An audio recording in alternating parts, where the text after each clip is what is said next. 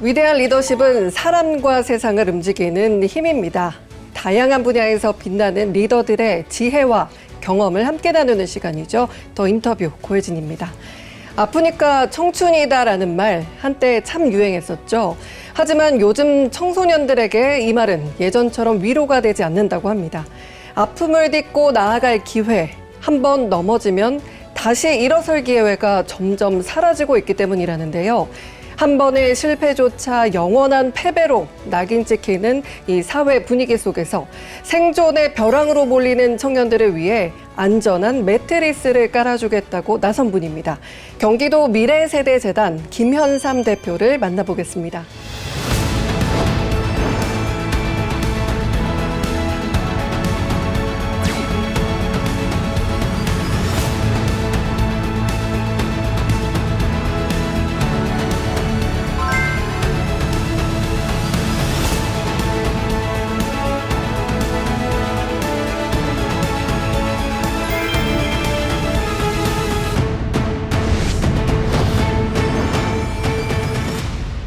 네, 대표님 어서 오십시오. 네, 일단 오늘 처음 뵙는 우리 시청자분들께 인사부터 해주시죠. 안녕하세요. 경기도의 청년과 청소년 사업을 총괄하고 있는 경기도 미래세대재단 김현삼 대표이사입니다.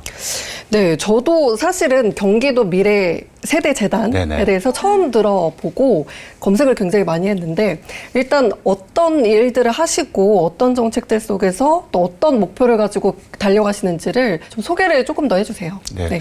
한 명의 청소년이 그 청년이 되고 그 자립해서 자신의 꿈을 이루는 데까지 그 과정을 보면 청소년 시기, 그다음에 후기 청소년 시기, 그다음에 이제 그 청년 시기, 그다음에 이제 결혼 시기 이렇게 좀 나눠지지 않습니까?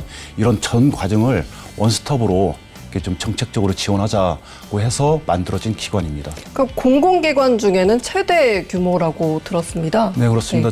경기도가 전국 17개 광역 시도 중에서 저희 재단의 규모가 제일 크고요. 저희가 작년에 출범을 하고 난 이후 다른 광역에서 저희처럼 그동안에는 이제 청년하고 청소년하고 분리가 되어 있었는데 통합하는 하나의 경향성으로 흐름으로 이렇게 나가고 있고요.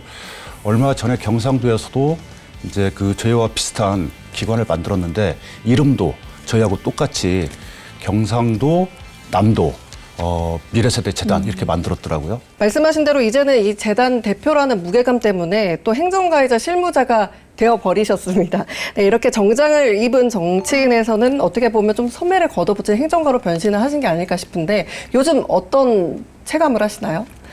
아무래도 이제 의원 생활을 하게 되면 주로 이제 하는 게 입법 활동, 네. 그리고 예산 심의 활동이 이제 주를 이루는데, 근데 이런 활동의 그 공통은 뭐냐면 책임을 지지 않는다는. 왜냐하면 책임은 집행부가 지고 의원들은 주로 이제 문제를 제기하고 이제 그런 역할이잖아요. 네.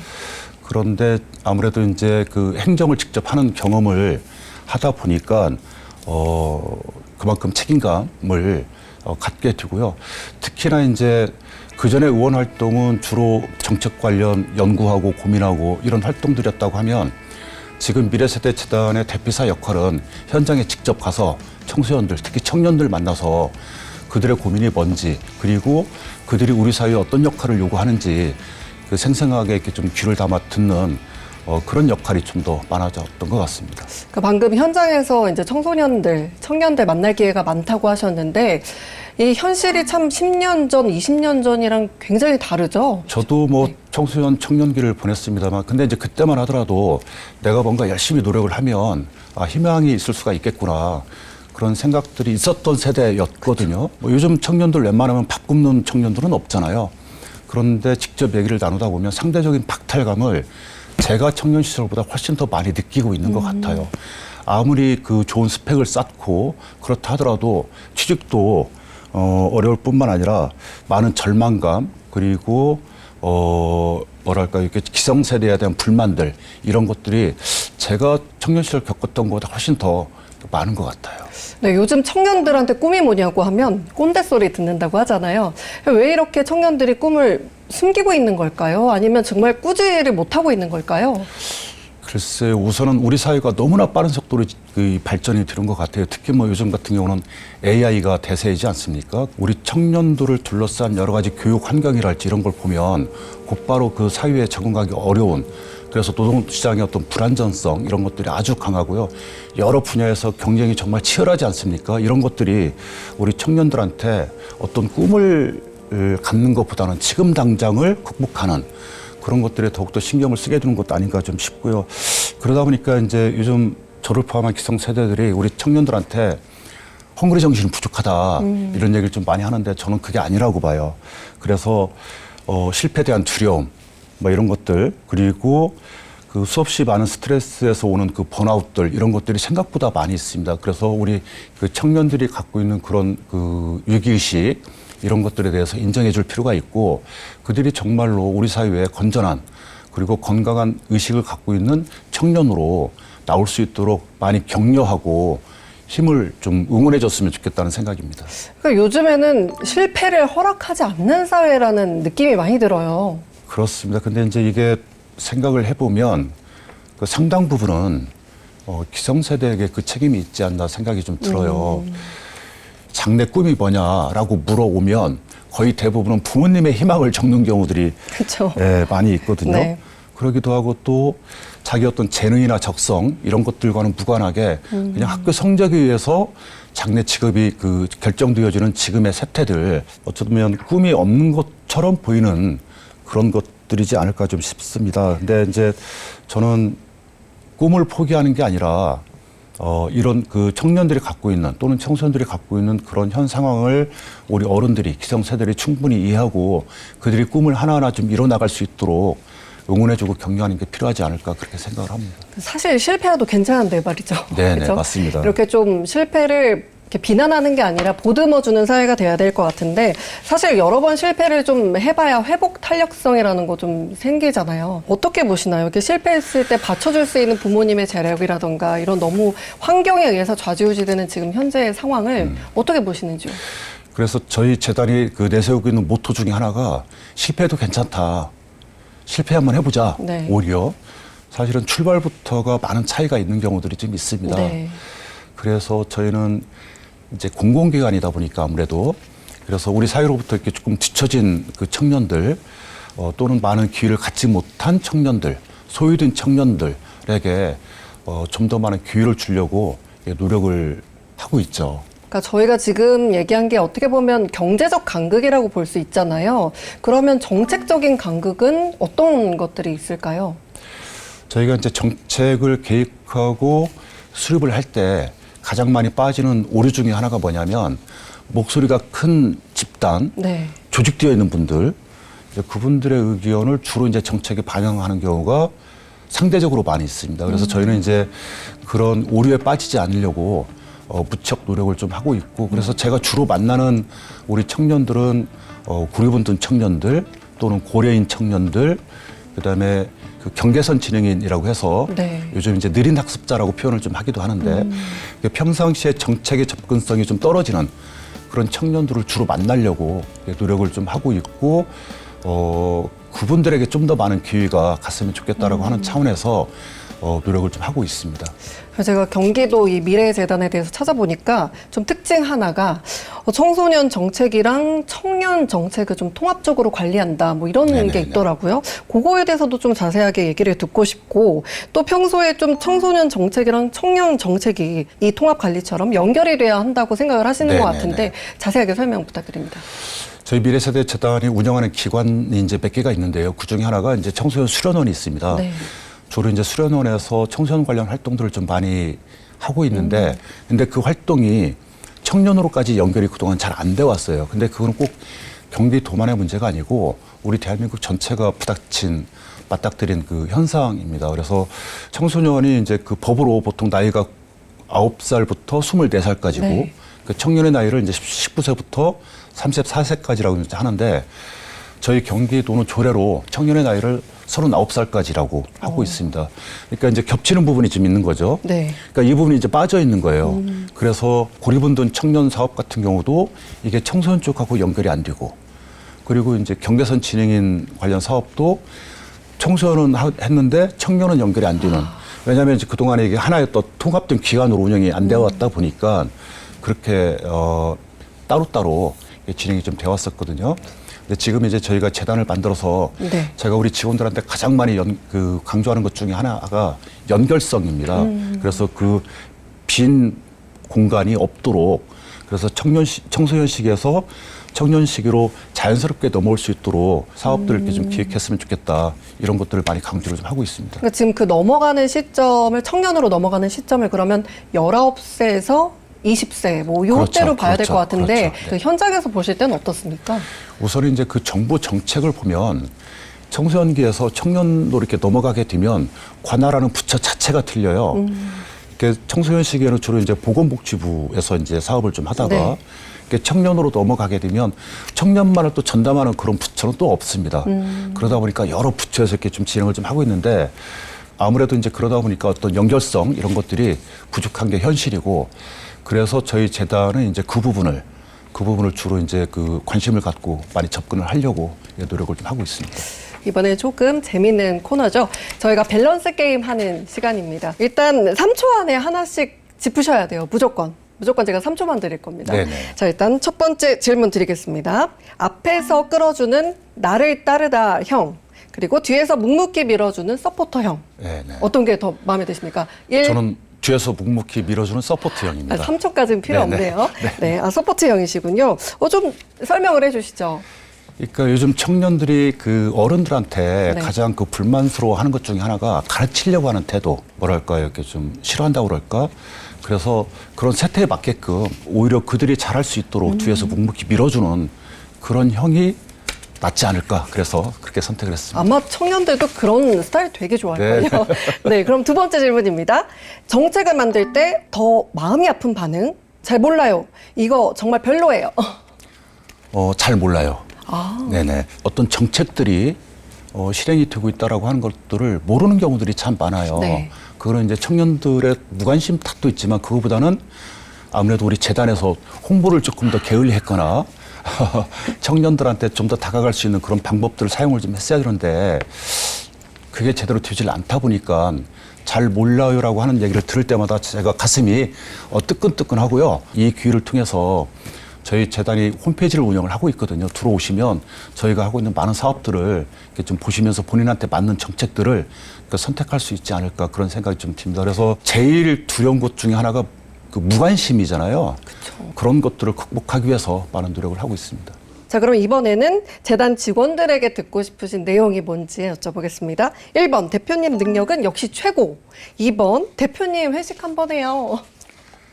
대표님 휴식 한번 해요. 아, 그래요? 네, 그 뭐냐면 사실은 이제 많은 기회가 오는 건 아닌데 저는 많은 게 좀 소통을 좀 하고 싶거든요. 그래서 뭐 노동조합하고도 많은 그 의사 소통을 좀 하고 있기도 하고 그다음에 이제 그 부처별로 이렇게 좀 하고 있기도 한데 근데 여전히 좀 부족하다고 느끼고 있고 특히나 현장에 있는 우리 직원들의 이를테면 그 생각은 뭔지 이런 것들을 좀 제가 정확히 좀 알아야 되는데 여전히 좀 부족하다고 느껴서 저는 좀 더 많은 그 대화의 어떤 그 기회를 좀 가졌으면 좋겠다 싶어서 예, 휴식 한번 해요. 이걸 선택했습니다. 요즘 진짜 회식 문화가 많이 없어졌잖아요. 네네. 실제로 회식하자는 얘기들을 좀 하시나요? 제가 먼저 하면 큰일 나고요. 아. 예, 요즘 뭐 제가 또 청년 시절하고 틀리게 요즘 네. 청년들의 경우에는 일 끝난 이후의 시간을 뭐 휴식이랄지 이런 것들로 이렇게 좀 소비하는 것들에 대해서 맞아요. 좀 부정적인 생각들이 좀 있어요. 저는 그거 뭐 존중해야 된다고 좀 생각을 하고요. 근데 어떤 팀에서 내일도 지금 휴식이 이제 예정이 되어 있는데 그 경우도 제가 요청한 게 아니고 그 팀에서 먼저 대표님 한번 저 식사 한번 하죠. 이제 그래서 내일 저녁에 네. 차게 되는데 많은 예산은 아닙니다만 어쨌든 기관장이 쓸 수 있는 이른바 이제 법카라고 하는 게 있어서 우리 그 직원들이 요청하면 네. 언제든지 제가 한 번도 빼놓지 않고 대화에 응하긴 합니다. 너무 좋으시겠네요. 이렇게 굉장히 열린 마인드시니까 네네. 직원들이 편하게 생각하실 것 같으세요. 자, 그러면 이번에는 이제 20대에 한번 돌아가 보는 시간을 갖도록 하겠습니다. 갭이어를 신청해서 배낭여행 떠나기, 그리고 2번은 사다리 프로그램으로 해외 대학 연수 가기. 갭이어 프로그램을 오히려 참여를 해보고 싶습니다. 저 그거 궁금해요. 갭이어 프로그램이 정확하게 뭔지 사실 뒤에 여쭤봐야 되는데 네네네. 지금 밸런스 게임 때 나왔으니까 네네네. 지금 좀 설명해 주실 수 있을까요? 갭이어 프로그램은 우리 청년들이 팀을 짜가지고 내가 이러한 것들을 하겠다라고 하는 계획서를 제출을 하면 일정한 지원 금액 범위 내에서 이제 그걸 실현을 해보는 건데 그 사업의 내용은 아주 다양합니다.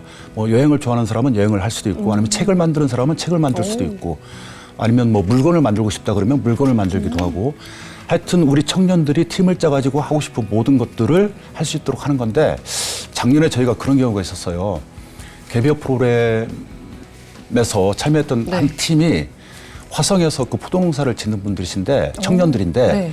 이분들이 포도농사 진 거를 갖고 음료수를 만들었어요. 네. 근데 그 음료수가 에이펙 정상회의 식전 음료로 더불어서 이제 이런 경험을 통해서 뭐 이렇게 또 또래끼리 또 친구 모임을 만들어서 서로 정보도 공유하고 이런 것들을 한번 해보라는 거예요. 이거 하다가 실패도 괜찮아. 네, 실패도 괜찮으니까 한번 해봐.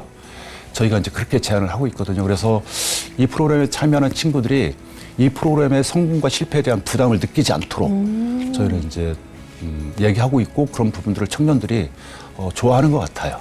진짜 이 경기도 청년들만 되는 거잖아요. 그렇습니다. 아니, 그러니까 좀 너무 좋은 기회인 것 같은데요. 경기도 네네. 청년들에게는. 그래서 저희가 이제 이 사업을 지금 4년째 이제 우리 하고 있는데 다른 데에서도 저희한테 그 벤치마킹을 오는 경우가 좀 많이 있어요. 그래서 저희가 친절하게 가르쳐 드리고 있습니다. 그러니까 이런 프로그램 말고도 다른 또 약간 자립할 수 있는 원스톱 지원 체계 네네. 또 다른 게 있나요? 고립운동 지원 사업이라고 하는 게 있는데 여러 가지 이유로 뭐 학교를 실패했거나 또는 가정에서 뭐 어떤 부모와의 갈등이랄지 또는 사회생활에 대한 어떤 그 위기 이런 것들을 느꼈을 때 바깥으로 나오지 않고 네. 그런 친구들을 저희가 이제 발굴을 해서 그들에게 여러 교육을 통해서 공동체 정신도 이렇게 좀 함양시켜주고 그리고 또 가능하면 일자리를 경험할 수 있는 직업을 가질 수 있도록 하는 그런 데까지도 저희가 지금 하려고 지금 하고 있고 뭐 부분적으로는 성과가 좀 나오고는 있습니다. 또 하나는 이제 그 경계선 지능인 사업이라고 해서 네. 보통 이제 느린 학습자라고 하기도 네네네. 하거든요. 이제 그 친구들을 데리고 나와서 이제 여러 가지 교육 프로그램과 공동체 프로그램을 이제 저희가 이제 진행을 해서 이 프로그램도 마찬가지로 최종적으로는 일을 경험하게 하고 가능하면 직업을 가질 수 있도록 하는 데까지를 저희가 연결을 하려고 하는데 나오려고 하질 않아요. 그리고 부모님들 같은 경우에 자기 자식들을 내보내려고 하질 않아요. 그래요? 네, 그렇습니다. 왜냐하면 자기 자식이 경계선 지능이다라고 하는 거를 인정하려고 하지 않는 거죠. 그러다 보니까 이제 발굴해서 데리고 나오는 게 매척 어려운데 나오기만 하면 청년들의 많은 변화를 저희가 실제로 눈으로 보기도 하고요. 당사자들의 만족도도 대단히 높습니다. 그래서 저는 오늘 프로그램을 통해서 우리 그 부모님들께 이렇게 좀 부탁드리고 싶은 거는 경계선 지능인 사업이랄지 고립운동 지원 사업들을 저희가 하고 있으니 네. 뭔가 이렇게 좀 변화를 이렇게 좀 꾀할 수 있는 그런 계기들을 우리 청년들한테 제공해 주셨으면 좋겠어요. 복지센터나 이런 곳과 좀 차별화되는 점이 뭘까요? 이제 일반 복지센터는 이제 그 청년 대상들을 그야말로 복지의 대상으로 시혜를 베풀어주는 대상으로 이제 한정을 하는 거고요. 네. 저희 재단은 그 여러 가지 활동 프로그램을 통해서 주체적으로 스스로의 삶을 본인들이 개척할 수 있도록 하는데 주안점을 좀 두는 거죠. 요즘 유행하는 그 청년들 관련 용어 중에 하나가 그냥 쉼이라고 하는 게 있어요. 있죠. 그냥 실업신 쉼. 인구. 네. 그러니까 미래에 대한 의지도 없고 직업을 알아보려고 하지도 않고 친구를 만나지도 않고 그냥 본인 스스로를 그냥 가두는 그냥 쉼. 청년들이 의외로 많습니다. 그런데 그 청년들을 그냥 방치하면 우리 사회에 커다란 손실이죠. 그런 조건에 있는 청년들한테 뭔가 여러 가지 프로그램을 제공해서 본인들 스스로를 이렇게 변화시켜서 우리 사회에 정상적인 활동을 하는 청년들과 똑같은 그 이 스타트에 설 수 있도록 하는 거는 우리 사회의 경쟁력 강화를 위해서도 저는 매우 필요한 사업이라고 좀 생각을 좀 하고 있고 다만 이제 그런 것들을 사설기관에서는 하기 쉽지 않잖아요. 네. 그러다 보니까 이제 저희 같은 공공기관에서 그런 역할을 좀 맡기고 있는데 적어도 제가 지난 1년 동안 우리 청년들을 바라보면서 느낀 거는 이건 절대로 예산 낭비가 아니다. 그리고 충분히 그런 그 예산을 투여할 만한 가치가 있다. 그런 생각을 좀 하고 있습니다. 정말 이렇게 미래를 책임지는 기관이네요. 정말 네네. 미래의 대한민국을 그렇습니다. 책임지는 그런 기관이라 다른 프로그램도 있다고 들었습니다. 경기 네네. 청년 사다리 사업. 네네. 이건 또 어떤 사업일까요? 그 해외 연수 경험이 없거나 네. 아니면 좀 소외되고 이제 그런 청년들 대상으로 해서 저희가 이제 외국에 있는 대학교에 그 연수를 이제 보내주는 프로그램인데요. 작년 같은 경우에 8개 나라 12개 대학에 저희가 340명을 선발해서 보냈거든요. 가게 되면 보통 이제 한 25일에서 한 달 정도 이제 있다가 이제 옵니다. 이제 오는데 그 외국에 있는 대학에 직접 들어가서 이제 한 달 동안 그 외국 학생들하고 여러 가지 이제 그 프로그램을 하죠. 그러니까 요즘 뭐 그 해외 나가는 건 뭐 일도 아니잖아요. 네. 우리는 그렇게 생각하잖아요. 그런데 여전히 해외에 한 번도 나가지 못한 청년들이 의외로 많습니다. 그리고 아까 말씀드렸던 것처럼 소외된 청년들, 네. 전혀 그런 경험을 갖지 못하거든요. 그래서 그런 청년들이 해외 연수 프로그램을 겪고 나면 본인 스스로들이 정말로 많이 변했다 이런 얘기를 해요. 제가 작년에 놀랬던 것 중에 하나가 해외 연수 프로그램을 다녀온 5명의 청년들이 네. 자기들끼리 누가 시키지도 않았는데 책을 하나 냈어요. 그래서 제가 이제 그 책을 이제 보게 됐는데 본인들이 이 해외 연수를 가기 전과 갔다 오고 난 이후에 어떻게 변했는지를 이제 쓴 책이거든요. 네. 제가 그 보면서 제가 좀 마음이 약해서 그런지 눈물도 좀 흘렸는데요. 정말 많은 변화를 느끼고 있고요. 그리고 이제 저희가 이 해외 연수 프로그램이 끝나고 나면 그냥 끝나는 게 아니고 네. 저희가 재단에서 지속적으로 이제 그 친구들한테 관리를 이렇게 좀 합니다. 청년 관련 정보를 저희가 수시로 필요한 정보들을 저희가 이제 제공을 좀 하기도 하고 연결성이 되어질 수 있도록 저희가 노력하고 있죠. 제일 기억나는 부분이 있으세요? 뭐 그러니까 이제 어떤 한 게? 친구가 고립운동 청년이었어요. 아. 우리 직원들도 처음에 걱정을 많이 했다고 그래요. 제대로 적응을 할 수 있을까? 다른 친구들하고 잘 어울릴 수 있을까? 싶었는데 다녀와서 정말 그 놀라보게 변했고 그 청년 사다리 프로그램 다 끝나고 나서 저희가 이제 성과 보고회를 좀 했는데 대표로 나와서 성과 보고회를 소개할 정도로 그렇게 변한 걸 보고 저희가 이 프로그램 하기 참 잘했다. 자, 이번에는 조금 중요한 질문을 드려볼까 합니다. 꿈이 없어서 불안한 우리 청년들에게 그런 미래 세대에게 불안함을 좀 없애줄 수 있는 얘기 좀 해주시죠. 이것도 뭐 꼰대 같은 얘기일지 모르겠습니다만 세상은 생각보다 재밌다. 제가 살아보니 그렇습니다. 세상은 생각보다 재밌고 그리고 나를 원하는 곳이 많다. 이런 느낌들을 좀 우리 청년들한테 해주고 싶습니다.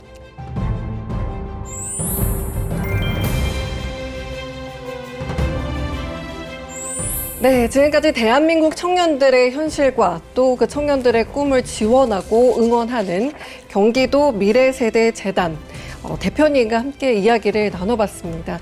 다음 2부에서는요, 그 누구보다 질풍노도의 청년기를 보냈던 김현삼 대표의 인생 이야기와 함께 지금 이 순간에도 방황하고 있을 청년들을 위한 가장 현실적인 조언과 따뜻한 위로, 든든한 미래 비전까지 함께 나눠보도록 하겠습니다. 함께 해주신 여러분, 고맙습니다.